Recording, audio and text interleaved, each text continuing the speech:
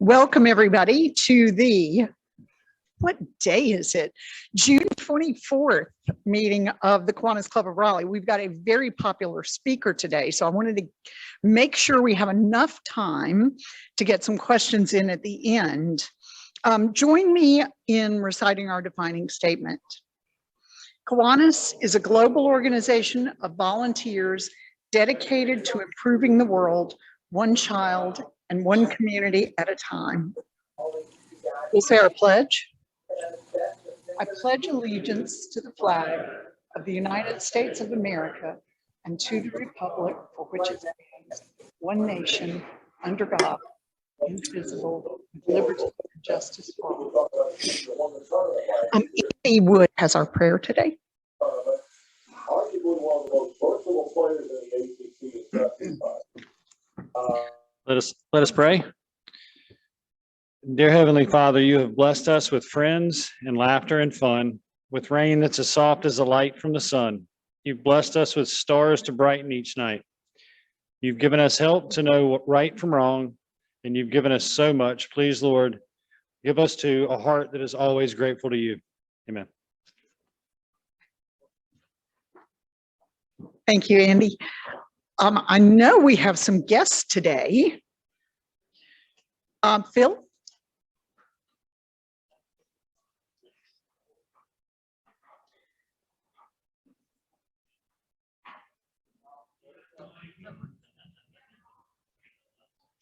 All right, Frank, I heard that. Okay, now I think you can hear me. I have a guest, Russ Stevenson. Russ, if you'll stand up. Russ is a former Kiwanian, a former Wachovia Bank executive. He's working a day a week, I think, at the family business in Wilson. We're glad to have him as a guest today, and I won't say any more. Okay.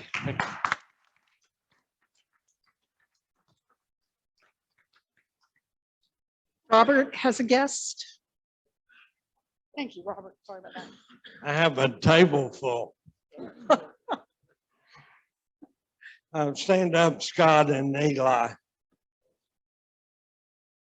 Scott is, I'm a member. Yeah, Scott is our newest member, and he moved here from Louisiana to be near his grandson Eli. So welcome to the club. Robert didn't tell you as soon as we came in to give Eli an application, we'd fill it out. And one of our new corporate members, First Citizens, sent Pat Dixon to be with us today. Us older members of the club remember Wright Dixon, and which was his grandfather, and Bill Dixon was his father. So it's wonderful to have Pat here. Thank you for this.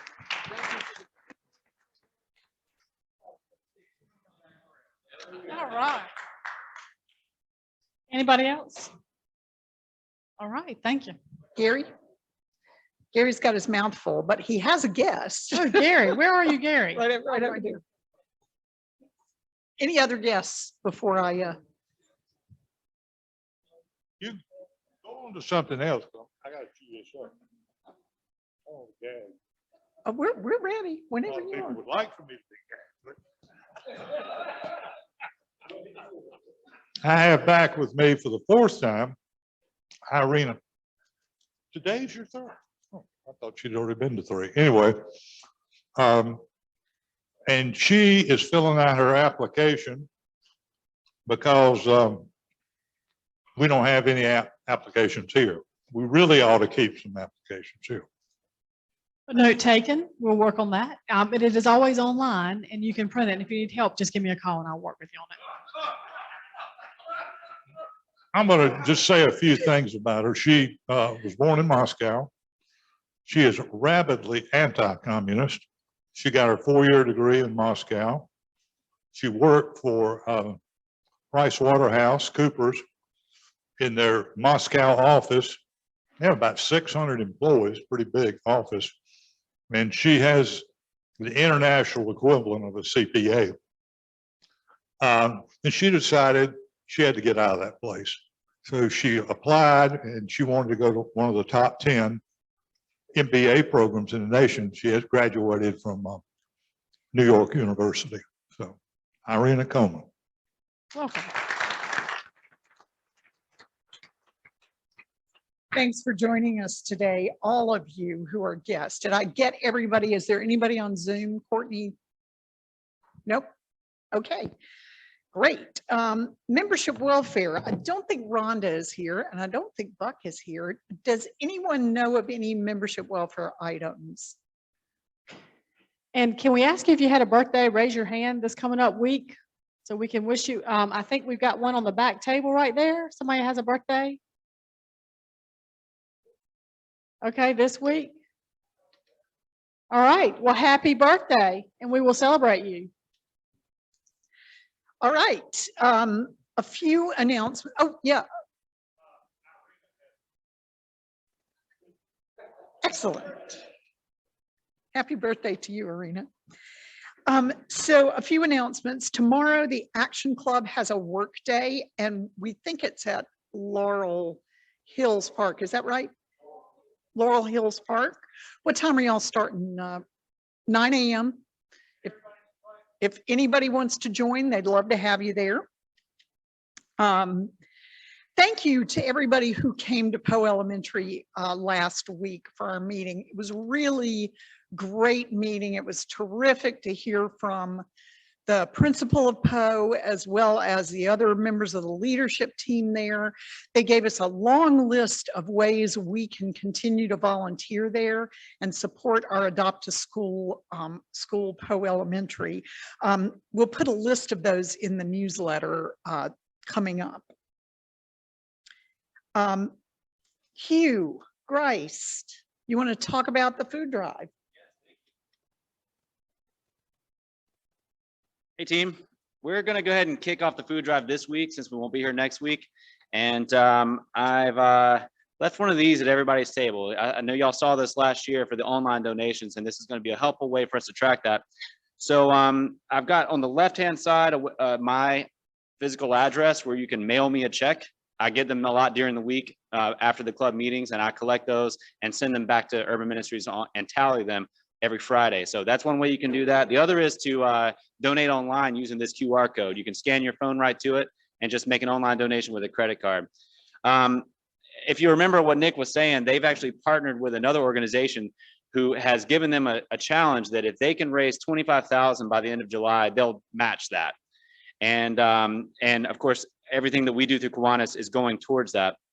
We are already at $11,100 and hadn't even started yet. And that's big thanks to Leanne Saunders, who got us kicked off with her big $10,000 donation. So as in years past, you know, we like to take this mission during the summer out of the club just to sort of add to what we're doing here. And this year we want to do it with coffee or donuts or like box lunches like the barbecue that we had at Poe. That was good. And what I mean by that is we would like to be able to offer to take some coffee and donuts or a bag lunch to your office or to your church or to your club or whatever you think might be appropriate outside of this venue today, at which time I would come and say a little spiel about the club's mission and introduce Nick. He'd come with me from the pantry and he would talk about the pantry's mission just real quick. And we would use these donation cards and just kind of leave them there and, you know, let everybody be free to have the donuts and make a donation if they want. We just feel like that would have the potential to really add a cherry on top of what we normally already so generously do from the club. If you guys think you might have a good fit for that, just reach out to me and I'll set up a date that we could come by and stop by the office and do something like that for you. So if they raise $25,000 by the end of July, and they will match that, and by my simple math, $50,000 funds the entire pantry operation for almost 3 months. And we've never been able to help like that before. So that's really exciting. And again, let me know if you have any questions. I'll be around today, and thanks as always.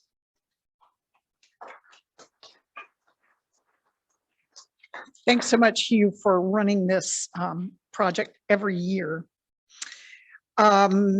August 11th, we have our Durham Bulls game, so please plan to come. I'm sure there will be signups here and online pretty soon. And no meeting on July 1st. So next Friday, no meeting to celebrate Independence Day. Frank Manson, you want to talk about the technology team?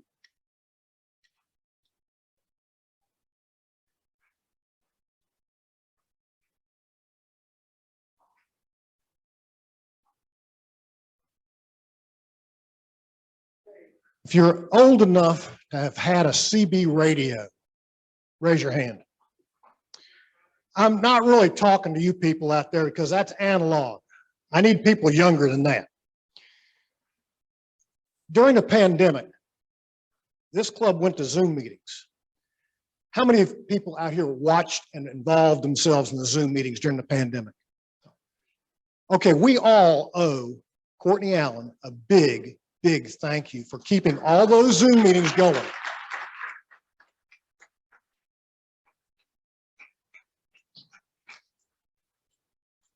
Recently, Courtney basically said to me she'd had enough fun with them. We need to get some more volunteers to support Courtney and to actually run the technology here at the meeting. Now, Nick Fountain conned me in to chairing this committee, sort of. But Hugh Grist is already involved over there.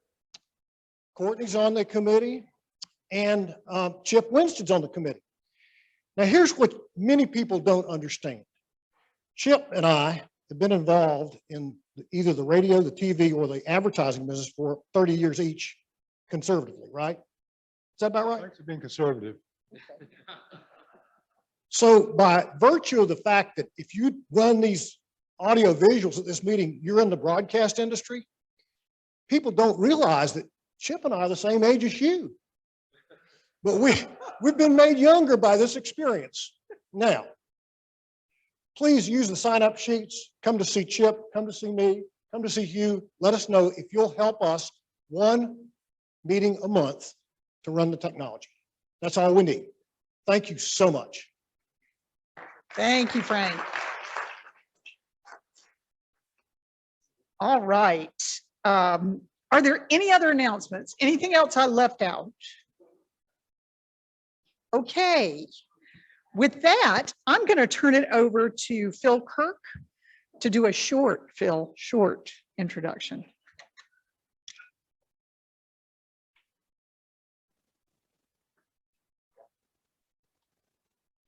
Okay, I'll cut it from 20 minutes to 10.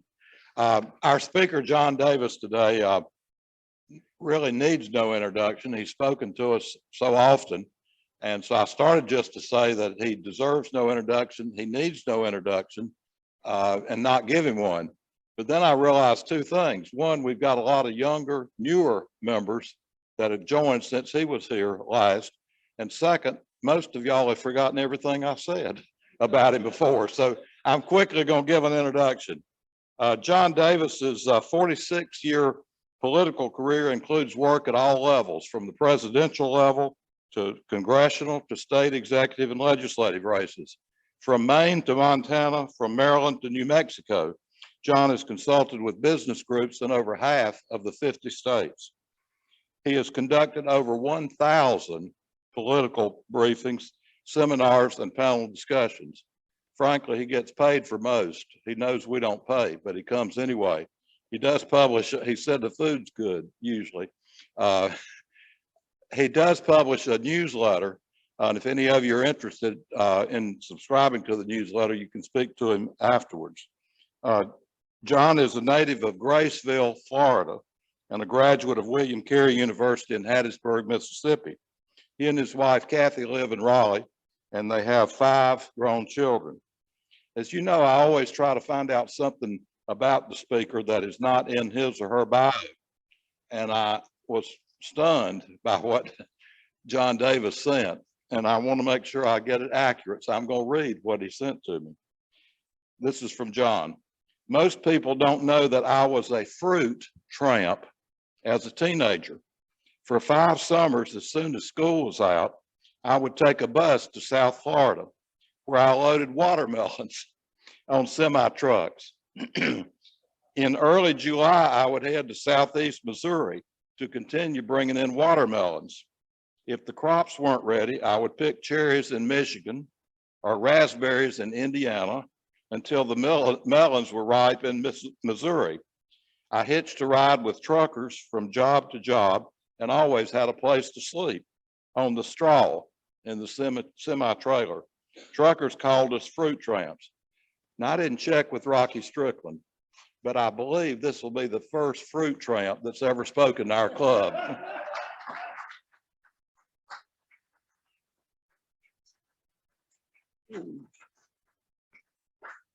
Absolutely true.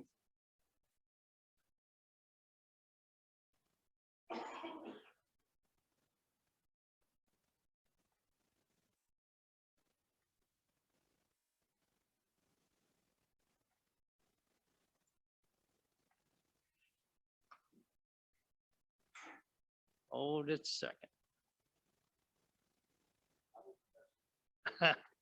Sorry.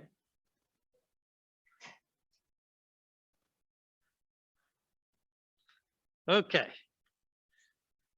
Okay, for context for today's talk, politics is a lot like golf. No matter how bad things get, they can always get worse, right?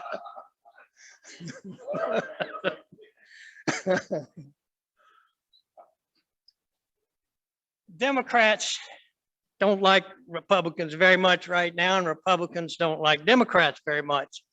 Last year, the Wall Street Journal did a national poll, and they asked Democrats whether they had a favorable or unfavorable opinion of Republicans, and the same question of Republicans. 78% of both sides had an unfavorable opinion of the other. This year, Pew Research just updated that question. It is now up to 90%.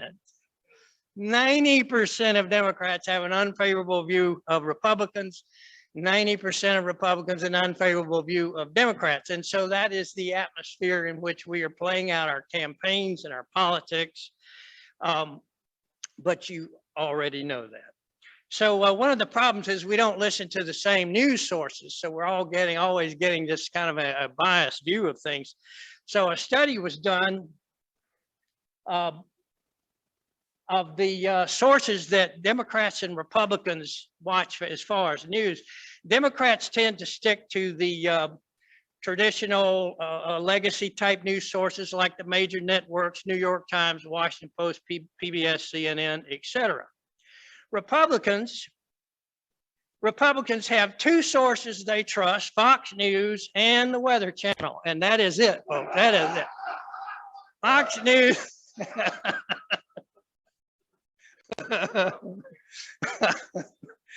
All right, so therein lies the problem, part of the problem. What's at stake? Federal leaders and state leaders are at stake this election cycle. And more important, it is the partisan agendas that are at stake, U.S. Senate races, U.S. House races. Republicans can take back both the U.S. Senate and U.S. House, which means the Biden administration agenda and therefore legacy is at stake. That's at stake if Republicans take back the U.S. Senate and somebody like a Clarence Thomas decides next year to retire, then of course they would have some leverage, whereas if Democrats decides to retire with a Democratic president, or is forced to retire for health reasons or something, then you can see it would make a big difference in the makeup of the court. Right now, the court is solidly 6-3 conservative, as you saw with the road decision today. North Carolina, of course, U.S. Senator Richard Burr's seat is up for grabs, and the 14 U.S. House seats will be contributing to the makeup of the U.S. Senate and House. Of course, we have our state, county, city leaders at stake in many cities. North Carolina Senate and House majorities, super majorities, and this will be a big deal in the abortion debate, which, by the way, is not going to happen this year in North Carolina. It's going to happen in the next legislative session. beginning in January. And that's per a statement issued today by the Speaker of the House after the Roe decision this morning. So that will be taken up next year, which means Governor Cooper is going to veto, right? Governor Cooper is going to veto a Republican abortion law. And but what if Republicans have a supermajority? Then they can override Governor Cooper's veto on issues like abortion. So the supermajority is at stake this year, and which means issues like Roe are at stake. This shows the polling on whether voters trust Republicans and Democrats to do certain things, take care of certain items on the agenda in the public mind, like controlling inflation.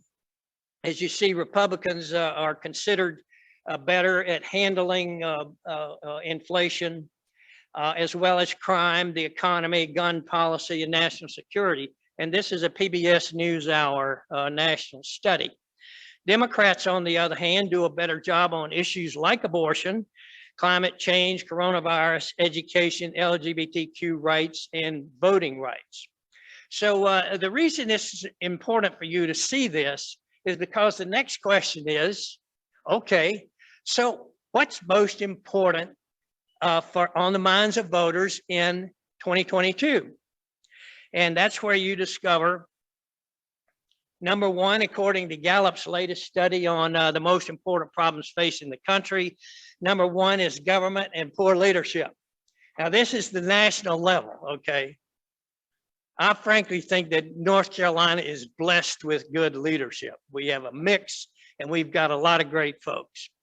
But this is the national level, government and poor leadership, and then you get to the high cost of living, economy in general, immigration, race, abortion, unifying the country, fuel oil prices, crime, ethics, and morals. But then I underline the ones where the voters say, we want Republicans to take care of that.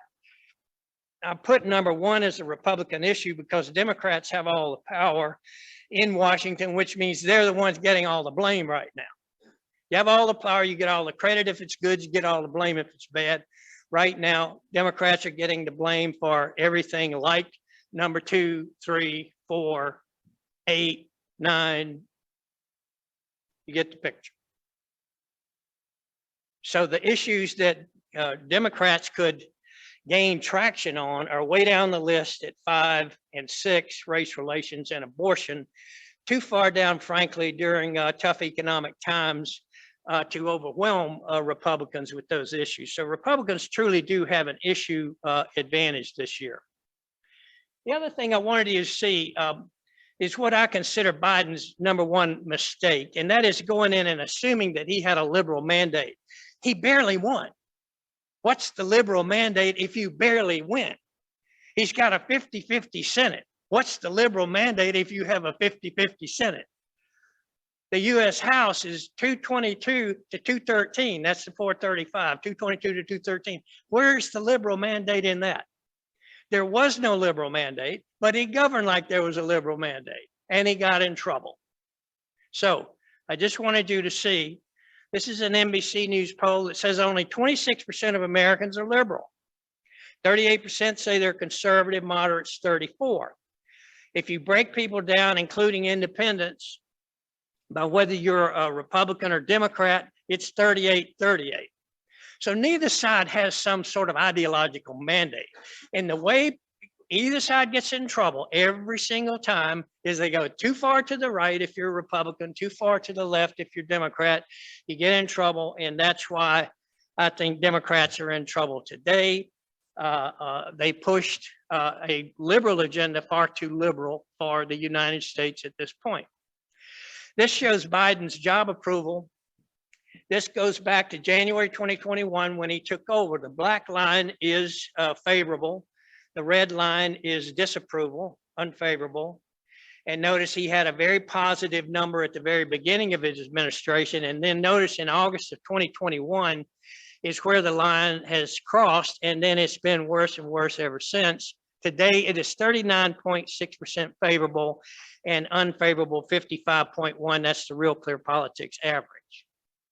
So, and then looking at a breakdown of specific issues on the direction of the country, his approval is only 23%. So that makes the point that voters, that would include a lot of Democrats, are disillusioned with Biden's capability to run the country. On the economy, his approval is only 33.6. On immigration, 35.5. Foreign policy, 39.7. So terrible numbers. And all this matters a lot in a midterm election year, because midterm election years are always a referendum on the White House. Midterm election years are a referendum on the White House. Since World War II, the party holding the White House has lost an average of 4 Senate seats and 26 House seats. Republicans only need a net gain of 1 Senate seat to take over the majority. Republicans only need 5 gains on the House side to take over the majority, and typically they gain 26. So the party out of the White House gains an average of 26. Now this next line, or next 2 lines, are interesting because only 4 times has the White House lost fewer than 5. Roosevelt in 34, there were no polls. Kennedy in 62, his approval was 61%. Remember the Russian crisis? That was in October, before Election Day 1962. So Kennedy all of a sudden had great numbers right after that Cuban Missile Crisis, 61. So he lost. He was the president, so he lost fewer than 5. Clinton in 1998, look at his approval, 66% by Election Day. Bush in 2002, his first midterm election year was the year after 9/11, 63% approval. So you see the problem that Democrats are facing, and particularly Biden, is that his job approval is so very low. It's hurting Democrats throughout the country. And the first clear example we saw of that was the Virginia races for governor, lieutenant governor, and attorney general last November, 2021. Now on election day, November 7, 2021, Biden's job approval was 42.7. So once again, a lot of Democrats are deflated. They don't turn out in big numbers in Virginia. Young people didn't turn out.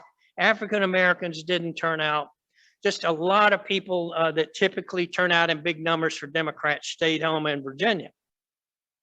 The other thing we noticed in Virginia was that being against Trump is not enough.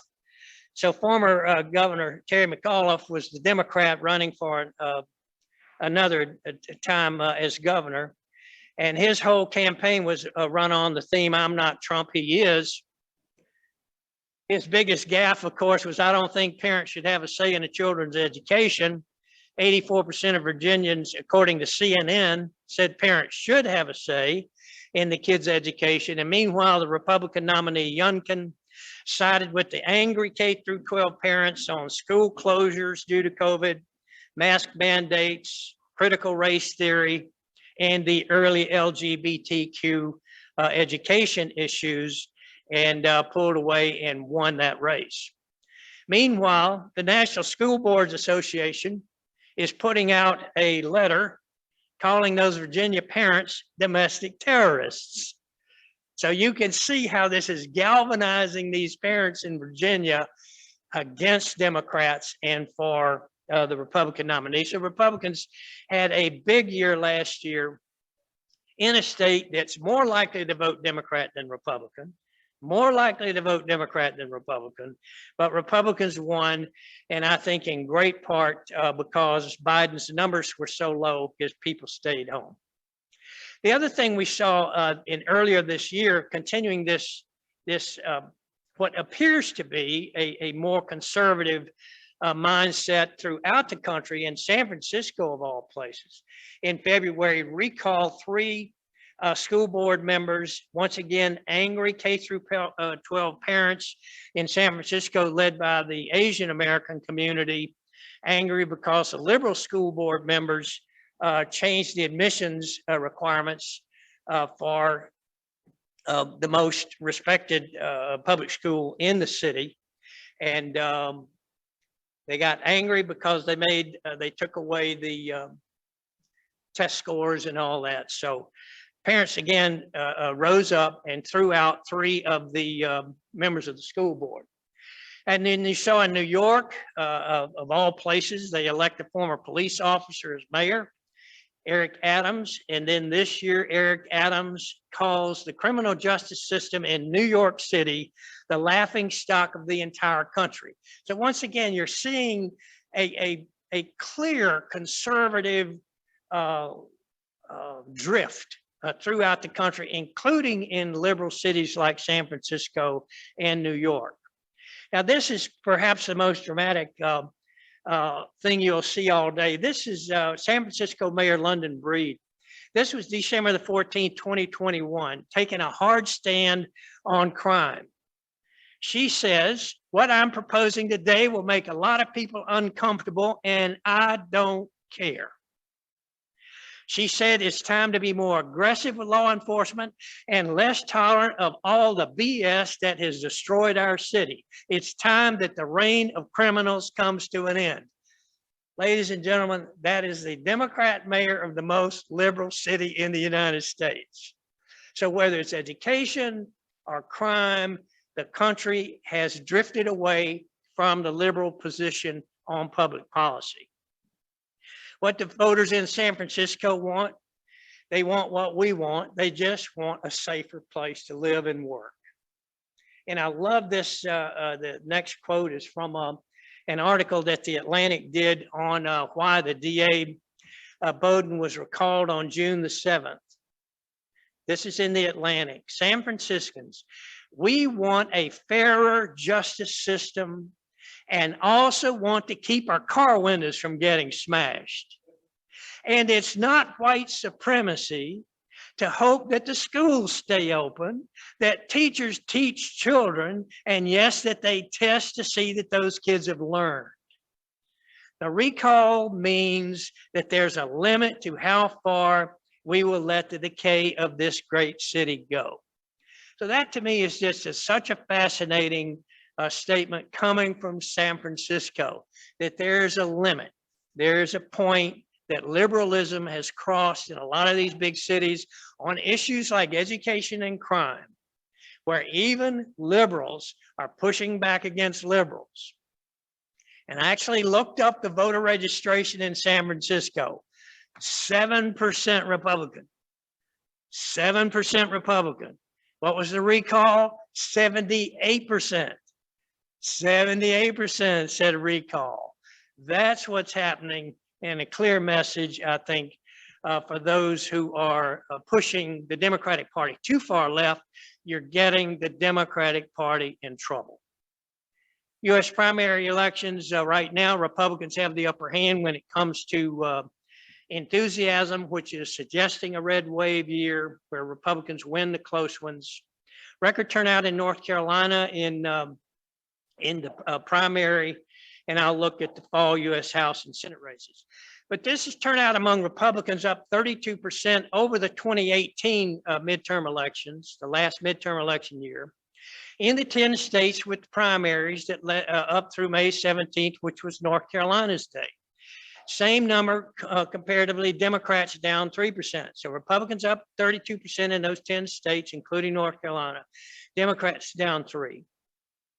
In North Carolina on May the 17th, 55% of the turnout voted in the Republican primary. In 2018, that was only 43%. So you see a flip-flop, an upside down. 2018, Democrats had wind in their sails. Republicans were deflated and stayed home. This year, it's Republicans that are enthusiastic. They're the ones with wind in their sails. Democrats are not turning out in numbers as big as Republicans, suggesting a red wave, but I put a question mark because you just really can't say it's going to continue. Somebody could come along and mess it up. So 19.6% turnout, the average is 15.5 in the midterm primary elections here in North Carolina. You see the total vote Election day versus early voting, about 60-40, chose election day over early voting. Democrats, almost as many vote early as election day, whereas Republicans still almost 2-to-1 prefer election day over early voting. And the average age, 64, the average age of all North Carolina voters, 49. So big turnout. And this is typical for those of you running this fall or have somebody that you would like to see win this fall. This is a very important point to know that turnout increases with age. If you're relying on young people to win this fall, you're going to lose. They're just not going to turn out in a midterm election year. Looking at the U.S. House, there are 222 Democrats, 213 Republicans. It takes 218 for the majority. So that's the point I was trying to make, was Democrats can't lose more than 4.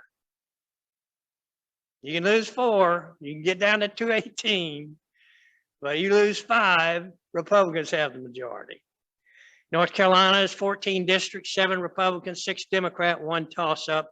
And I think they're all over except US 13, which includes the southern part of Wake County and parts southeast. And this is to make the point that these races are over. These are the 7 Republican safe districts. Notice Virginia Fox's district. She's at the top. It's got a number in that district, NC5, Virginia Fox, Republican. It says R+20.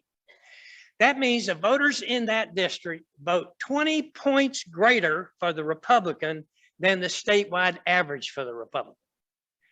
So if you look at all the statewide races and average the results, say Biden, Trump, this district would have voted 20 points greater than the statewide average. If Trump got like 49 and a fraction, that means this district would have been 69 and a fraction for Trump.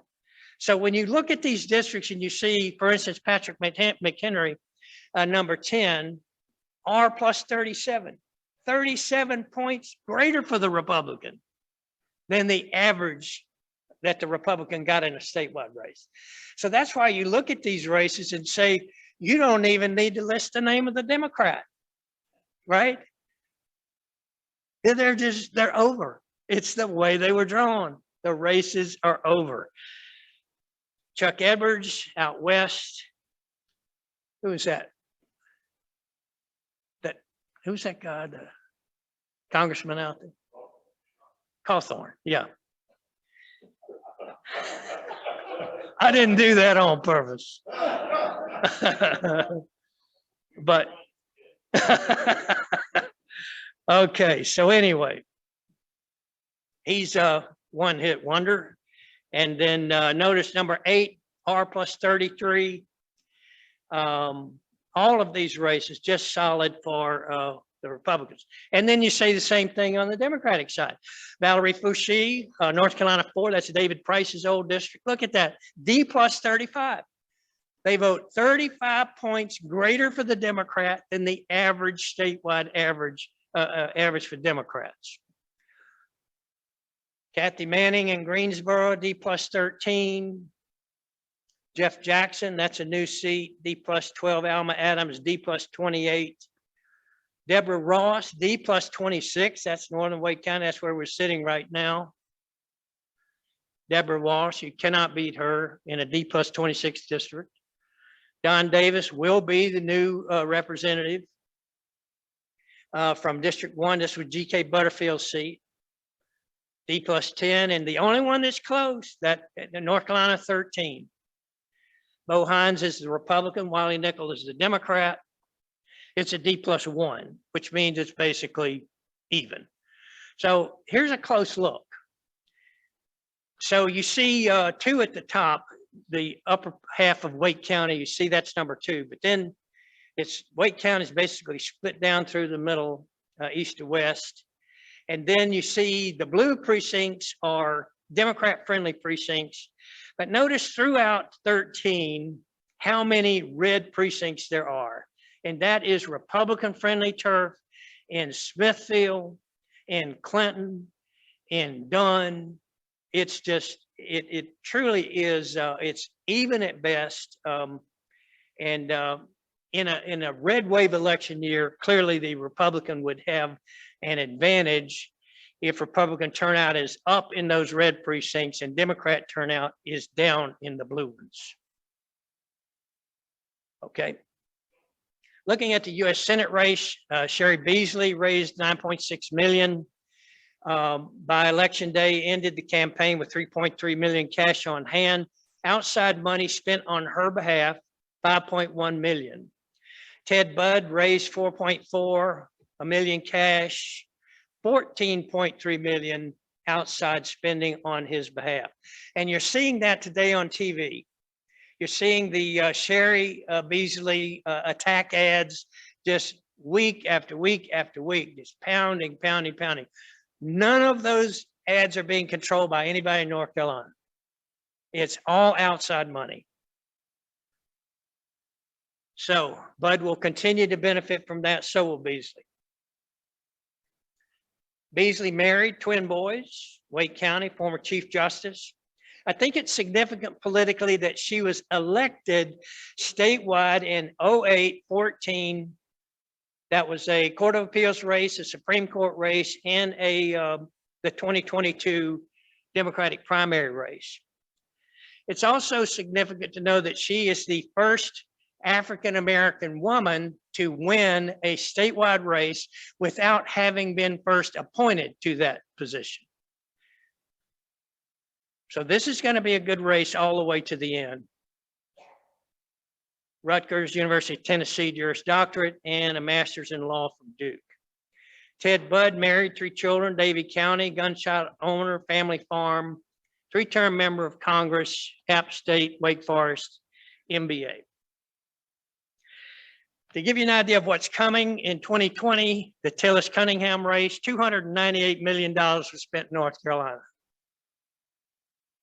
$298 million in one race in North Carolina, 222 million from outside.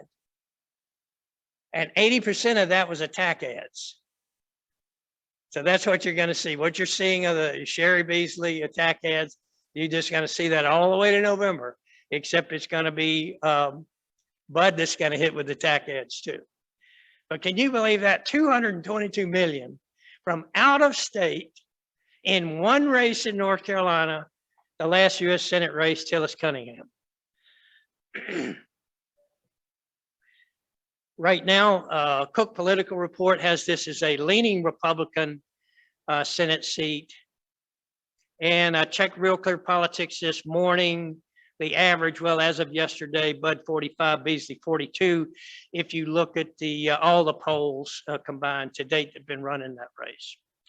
U.S. Supreme Court, historic 6-3 conservative, first black female justice coming probably at least by the end of the month or certainly in the month of July, as Breyer does finally retire. He's already announced his retirement.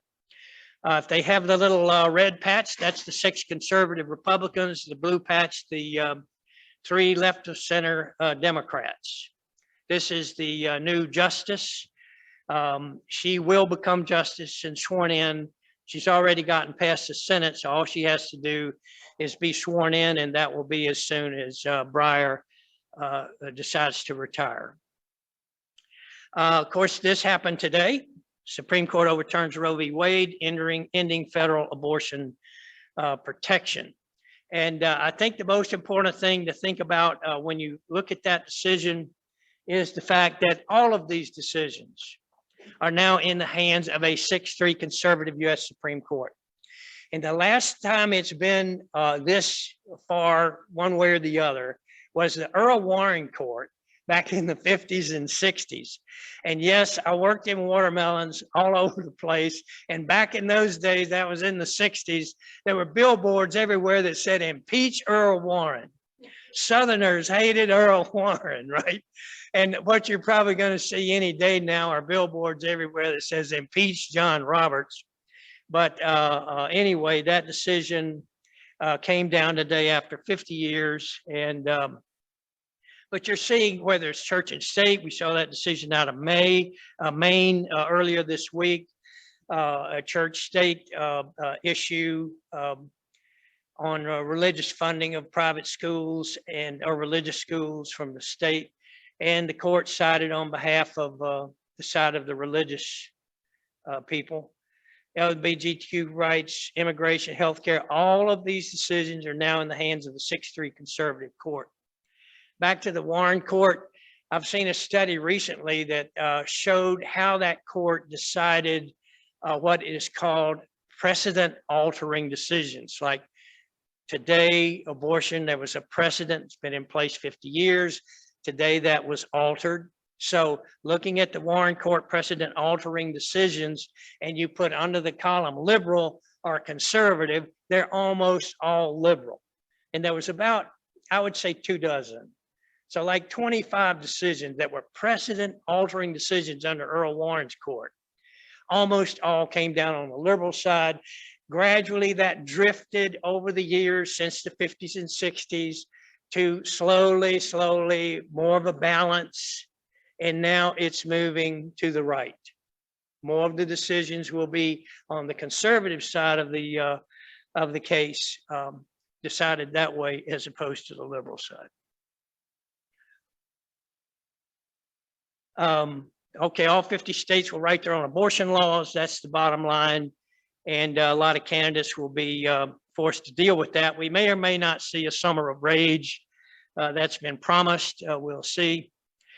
And this was the most interesting fact I found on abortion. This is from Pew Research. Only 19% of Americans should say abortion should be legal in all cases, no matter what. Full term, okay. Only 8% say illegal in all cases. What about the health of the mother? Nope, illegal in all cases. What about rape? Nope, illegal in all cases. Only 8%. That adds up to 27, which means 73% are not the extreme. It's nuanced. It's based on the term. First term, I go along with the first term, but not second. Okay, I'll go along with 6 months, but not beyond 6. So it's nuanced. And that to me says a lot about how this thing is likely to play out as far as the extremists. They're the loudest, but I don't know if there's that many that it's going to make a huge difference in the outcome of elections this fall. We'll see. North Carolina Supreme Court, finally, these are the 2 races up this year. Both are Democrats. Republicans only have to pick off one, and the court will shift to 4-3 Republican. That's a big deal because that means Republicans will redraw all the maps. They're already going to redraw the congressional maps, but they'll also redraw the state legislative maps. Lucy Inman v. Richard Dietz, Democrat, Republican, Sam Ervin, and Trey Allen.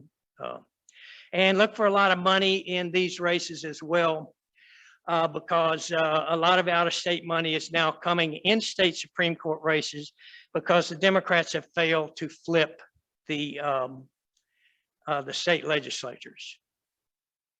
And I think I want to stop there because we're out of time. And I can answer any question that you would like to ask. Thank you.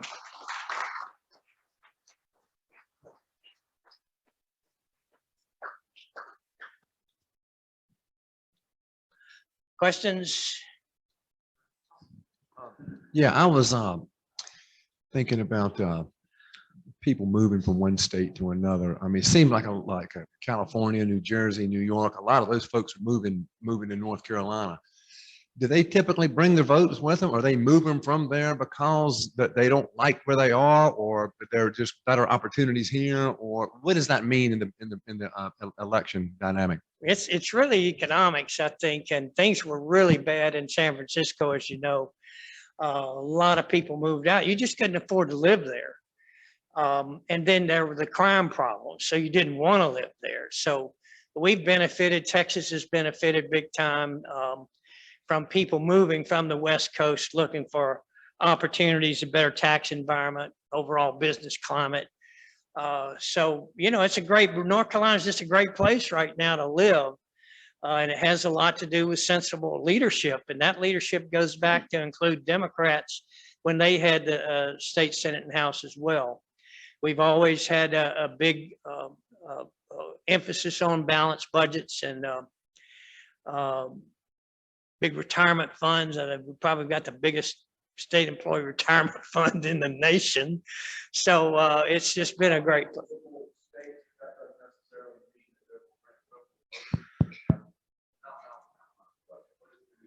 Do they bring their ideology with them to some extent? But first place, they're not going to turn out in big numbers. So you're not a citizen until you're kind of a citizen in your heart. And you kind of have to live somewhere 2, 3, 4 years, and then you kind of get into the politics. So I don't think it's going to be a big liberal wave. The big thing that's shifting politics in North Carolina is the next generation of younger voters are much more progressive. So it's a generational thing. It's these older voters that are predictably Republican friendly as they move more and more off the voter rolls and younger generations come along, then the state will become gradually more progressive. Yes. I may have missed it, but have you considered or looked at the issue of the January 6th committee and what impact it could have on national elections, depending on referrals to DOJ indictments, things of that nature? Thank you. Yeah. It's yet to be seen if there are indictments. A lot of people say, well, you indicted us, but you didn't indict them.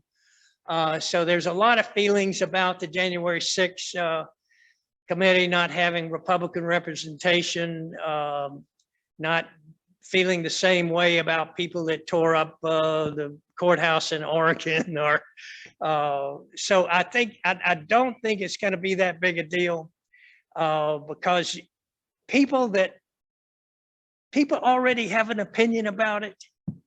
It's not like it's changing anybody's mind. It may make the people who are infuriated by January the 6th more infuriated or feel like that they are more certain that they had it right. But the other side isn't budging at all.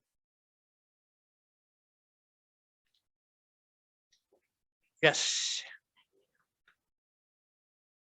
Who do you think is going to run for president next time? I really think it's going to be on the Republican side. It's going to be DeSantis.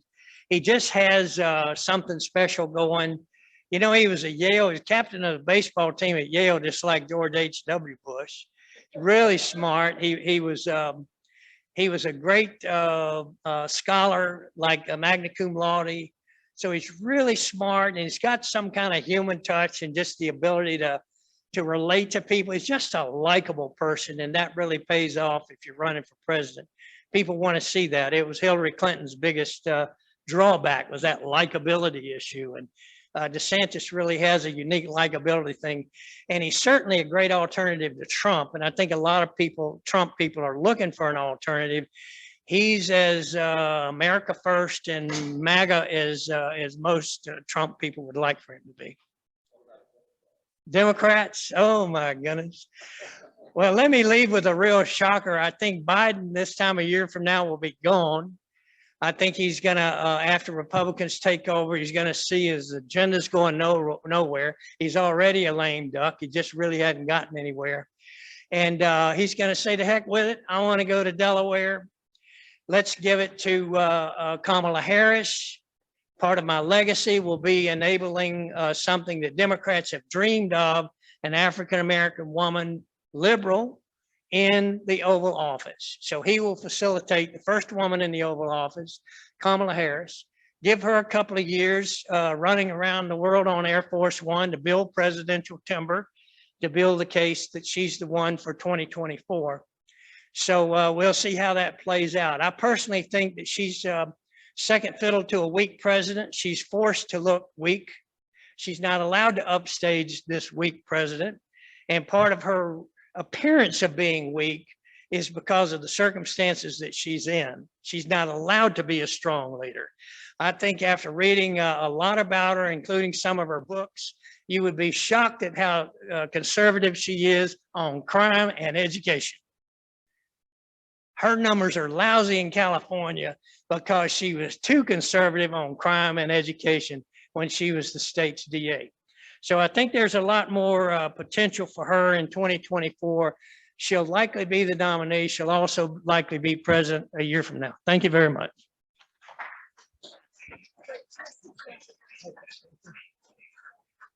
Okay, I'd like to officially invite you back a year from now, John, so we can check on that prediction. We would love for you to sign a book for us. We donate these books to Read and Feed. And if you would, let's see if we've got a little plaque here for you to sign. Yeah, if you would sign that, that would be so fantastic.